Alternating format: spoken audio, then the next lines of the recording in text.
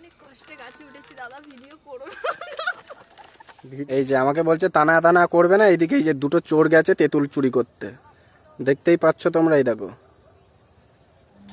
আমরা যতই বড় হয়ে যাই না কেন, আমাদের মধ্যে কোথাও না কোথাও এই ছোটবেলাটা লুকিয়ে থাকে।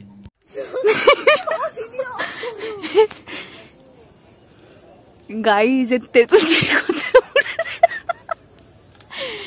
যদি দেখতে পায় না,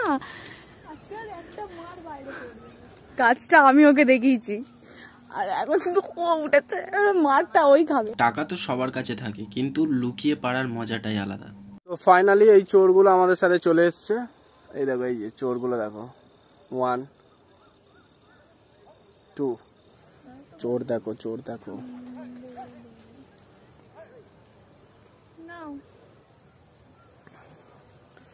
লোকের কাছে তেঁতুল পেরে আর খাচ্ছে দেখো।